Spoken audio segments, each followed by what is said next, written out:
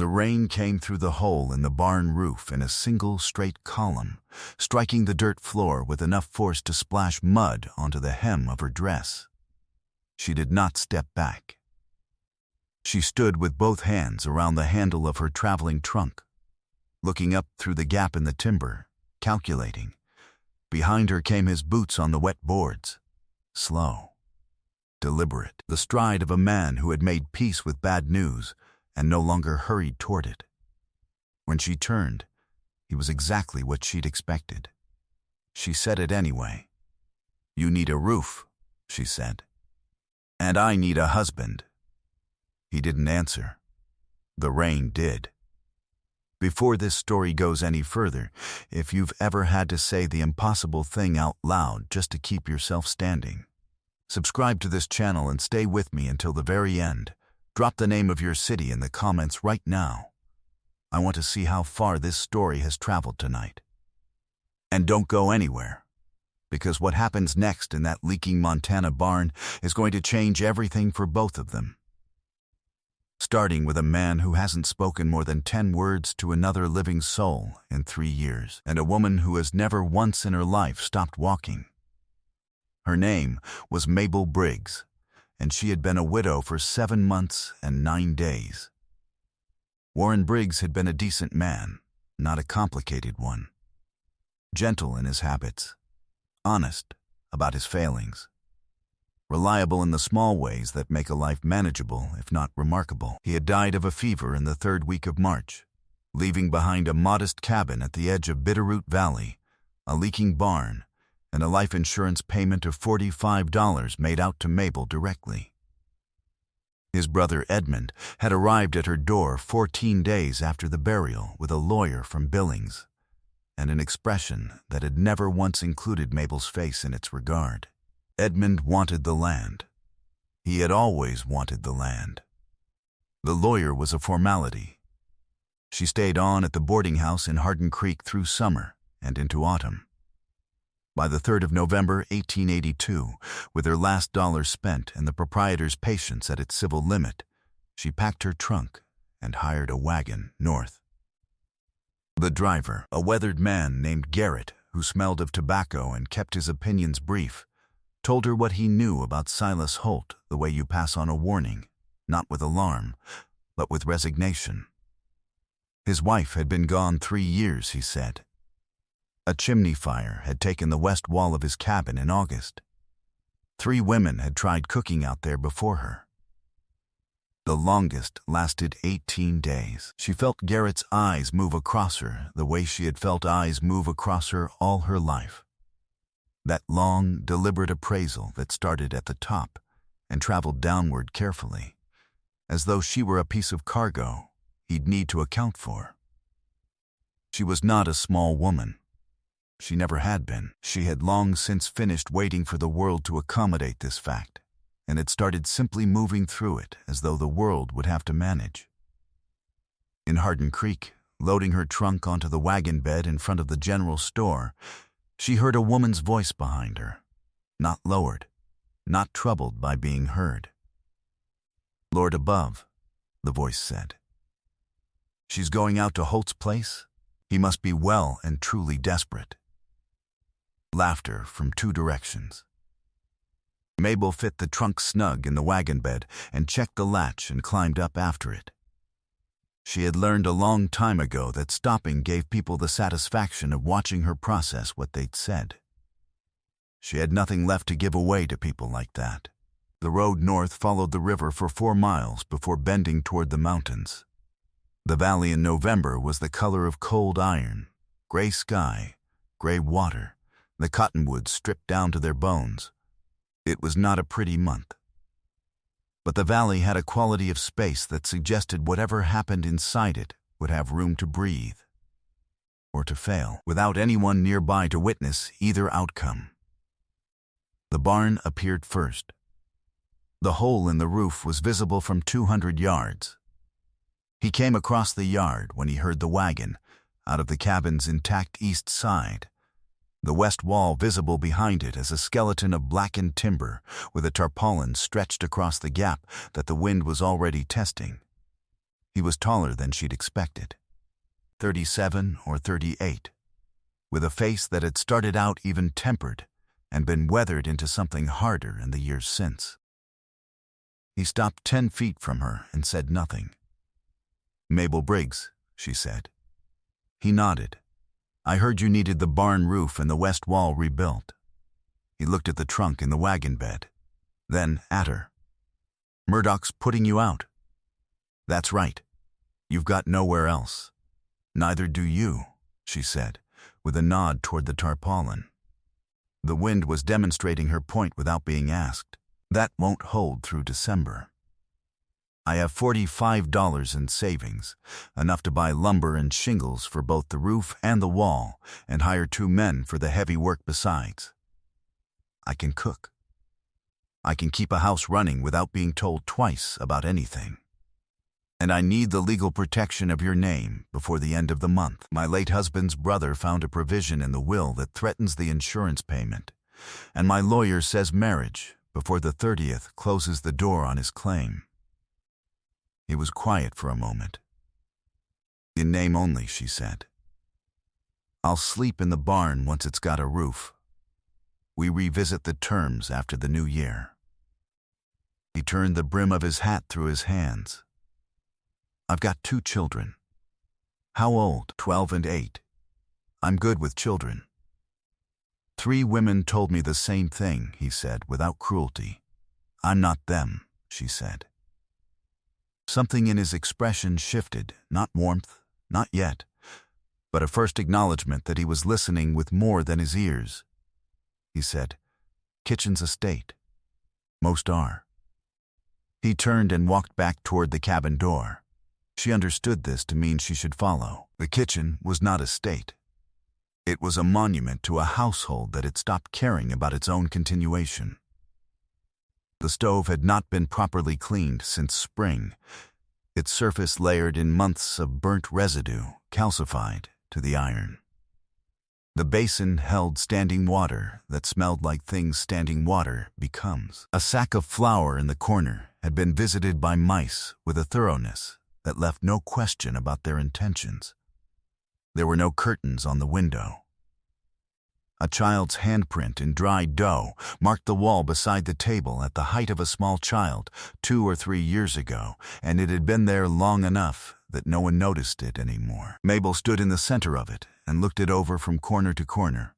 Then she set down her trunk, rolled up her sleeves, and began. She worked 3 hours before either child appeared.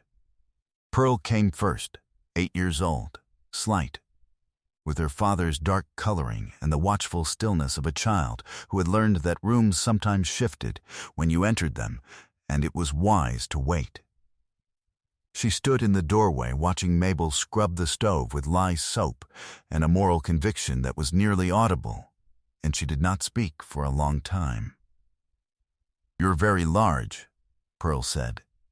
"I am," Mabel agreed, without turning around. "Are you taller than Papa?" "By about an inch." Pearl absorbed this. Mama was small enough that Papa could carry her on one arm. I don't remember her face, but I remember her smell. She came 1 step further into the kitchen. "Papa doesn't talk about her." Mabel set down the scrub brush and turned around and looked at the girl properly, the careful face, the eyes that were a little older than 8. "What's your name?" "Pearl, that's a good name." She picked the brush back up. "Grief takes a person's words first," she said. "Sometimes it takes their doors, too." By 4:15 she had a soup on the stove, 3 soft onions from the cellar, a ham bone with most of its flavor still in it, dried sage and thyme from her own stores. The smell of it moved through the cabin before the hour was up. Onion and pork and herbs, warm and particular. The smell of a kitchen that had remembered what it was for. It reached the far end of the cabin in 20 minutes. It reached Eli's room in 30. He appeared in the doorway with folded arms and an expression built to indicate he was not impressible. 12 years old, trying to be older. He had his father's jaw and his mother's eyes, and the look of a boy who had been running a household against his will for longer than was fair. Last woman who said she could cook, Eli said, made something she called stew. Hat water, Mabel said. He blinked. That's exactly right. Common problem. She ladled soup into bowls without being asked, a large one for Eli, smaller for Pearl, and one at the head of the table for the fourth person in the house, who might or might not come in. Sit down if you want. Eli sat as if it were entirely his own idea. He had eaten 4 spoonfuls before his face gave him away, that involuntary softening around the eyes that a body makes when it has been fed something real after too long without it. He did not comment. Pearl ate with both hands around the bowl. When Silas came in from the barn, his bowl was still warm. He sat. He ate. He had a second serving. She noticed. She said nothing. In the days that followed, she worked through the list the way she had always approached difficulty, one item at a time, in order of urgency, without announcement. Pearl's cough had settled too deep in her chest, and Mabel brewed yarrow tea and had her breathe steam over it twice daily until the rattling thinned and the girl stopped waking herself up in the night. The pump handle in the yard had a stripped thread that required a full body wrestle in the cold. She asked Silas for a wrench and fixed it in 18 minutes. Eli was behind in his letters, not from slowness, but from the absence of anyone willing to be still long enough. So she was still with him after supper each night at the kitchen table, going through it without any implication that there was anything unusual about needing the help. One morning she found a full cord of firewood split and stacked neatly by the barn door. She hadn't asked. Another morning, the root cellar latch, which had been requiring a 2-handed upward lift and a sharp half-turn to move, swung open on the first try, freshly oiled. He said nothing about either of these things. Neither did she. There had been one evening, the 5th, when she stood alone in the kitchen with the door shut and pressed her back against the wall in the dark and closed her eyes and let the weight of everything she could not afford to think about sit on her chest for 2 full minutes without fighting it. She had been doing this her whole life. This standing still in the dark and letting it happen, and the thing that came after, which was to open her eyes and wash her face at the basin and go back to whatever needed doing. She opened her eyes. She washed her face. She went back. On the 9th evening, coming in from the root cellar after supper, she paused at the far end of the short hallway when she heard voices in the sitting room. She fixed the pump, Eli said. I know. Silas's voice, level and quiet. She's not leaving, is she? The silence lasted long enough that Mabel had time to consider the possibility that it would go unanswered. I hope not, Silas said. She kept walking. On the 11th day, she passed the locked door at the end of the hallway and noticed a seam of light beneath it that had not been there before. She did not try the handle. She kept walking. That night, Pearl fell asleep against Mabel's arm at the kitchen table, her face slack and open the way children's faces went when they had stopped guarding themselves. Mabel sat still and let her sleep. After a time, she heard Silas stop in the doorway. She did not turn, and after another moment he came in and took the chair on the other side of the table and opened his book and read by the lamplight. None of them spoke. The fire settled, and Pearl slept on, and outside the first proper snow of the winter came down from the mountains without ceremony. It was the most peaceful 12 minutes of Mabel Briggs's 7-month and 22-day widowhood. Edmund Briggs arrived on a Thursday. She heard his voice in the yard from the kitchen, the carrying confidence of a man accustomed to being heard regardless of whether what he was saying was worth hearing, and she set down her flower and went to the window. He was smaller than she remembered. He had brought his lawyer, a thin man named Pratt, who carried his case as though it were the most important object in Bitterroot Valley. They were talking to Silas with the posture of men delivering news they expected to land badly. Mabel dried her hands and went out.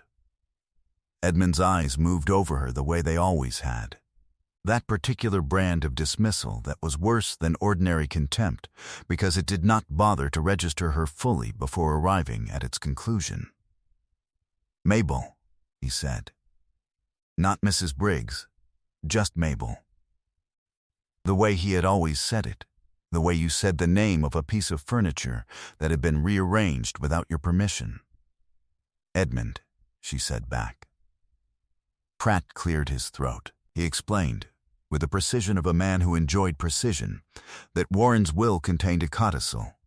Standard language, he said, drafted by the family's attorney and signed by Warren, stipulating that life insurance proceeds paid to a surviving spouse would revert to the family estate if the widow remarried within 12 months of the death for purposes other than genuine matrimony. He used the phrase genuine matrimony 3 times.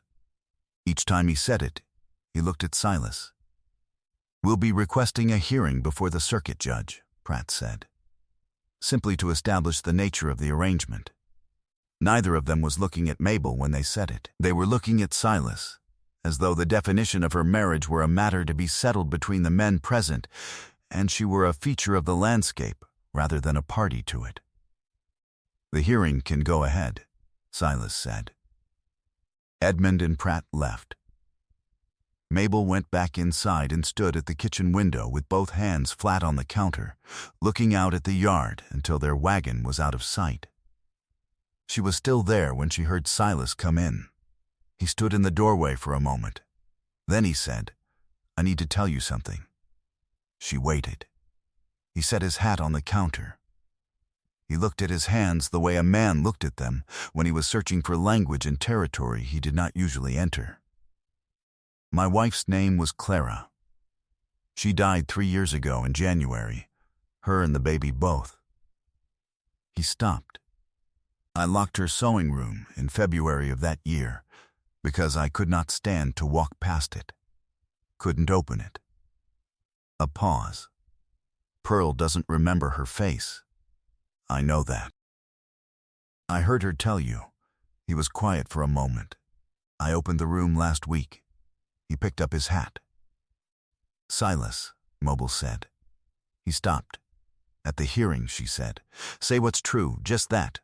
Whatever it is."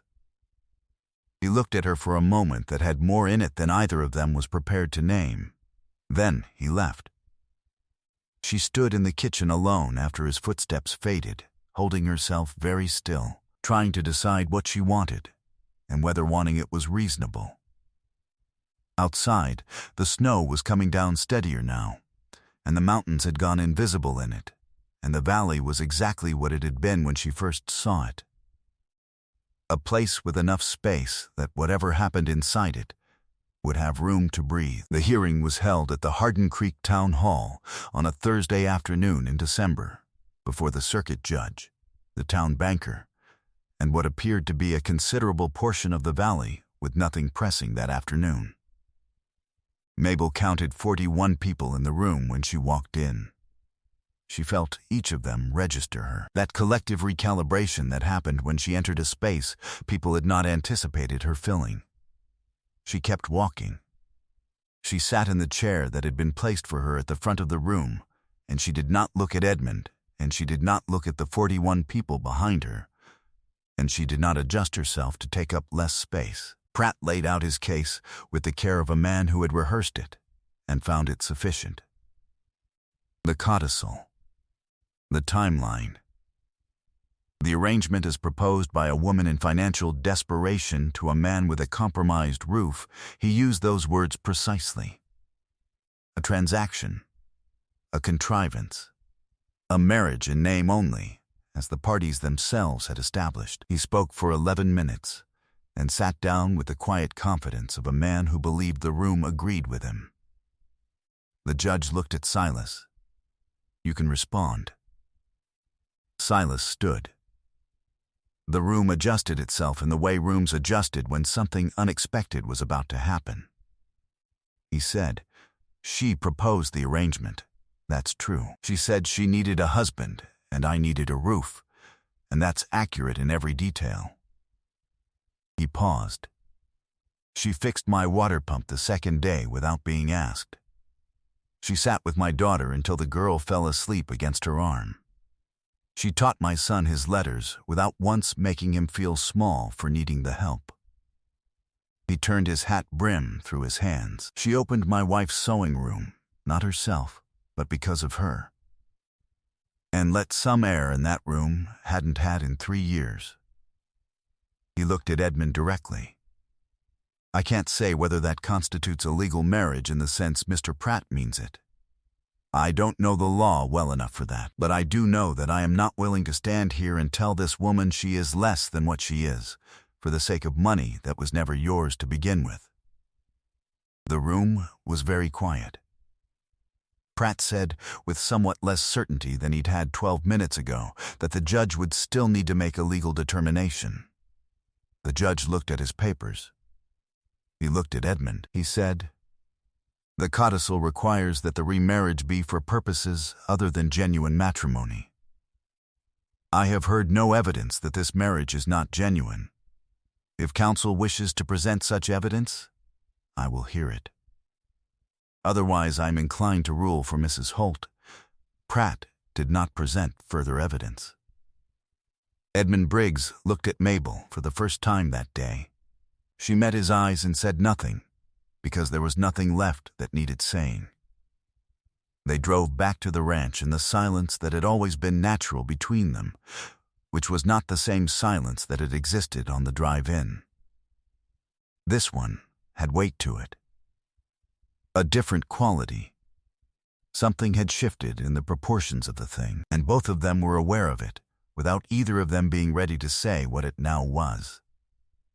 Halfway home, with the mountains going blue-white in the low afternoon light, and the valley settling into the quiet it went into in December, the cold asking everything to hold still for a while, Silas said, "I meant what I said." "I know," she said. "I don't say things I don't mean. I know that too." The horses went on. The valley was wide and still and very blue in the late day light. "I'd like to ask you a question," Silas said, after a moment. "Go ahead." "Whether you'd be willing to revisit the arrangement." He kept his eyes on the road. "The terms of it. Whether you'd consider it as something other than what it started as." Mabel looked at the mountains. She had been 41 days in Bitterroot Valley.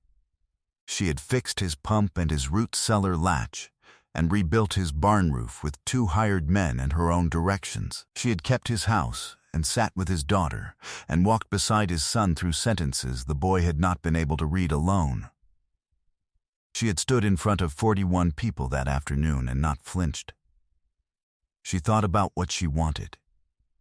"Yes," she said. "I'd consider it." He nodded once, the way a man nodded when he had calculated an outcome and found it confirmed. Then neither of them said anything else, and the wagon went north through the December light, with the mountains on one side and the valley on the other, and the road going straight toward the place that both of them, by that point, were calling home. Pearl had soup on when they came in, standing at the stove with both hands around the wooden spoon, stirring with the solemnity of a person entrusted with something important and not about to waste it. She looked up when the door opened and took in their faces, first Mabel's, then her father's, and something in her 8-year-old expression settled into the particular quiet satisfaction of a child who has privately suspected the world might behave well and has been proven right. Eli set 3 bowls on the table without being asked. There is a kind of worth that is not the same as happiness, happiness being a matter of weather, something that comes and goes regardless of desert. Worth is the kind that sits in the foundation of a thing and holds through every season put against it. Mabel Briggs had earned it the way she had earned everything, not by waiting to be recognized, but by rolling up her sleeves in disaster kitchens and walking past people who weren't worth stopping for, and saying the impossible thing out loud in a leaking barn because somebody had to say it, and she was the one who was there. She had been saying the impossible thing all her life. She had finally said it to the right man.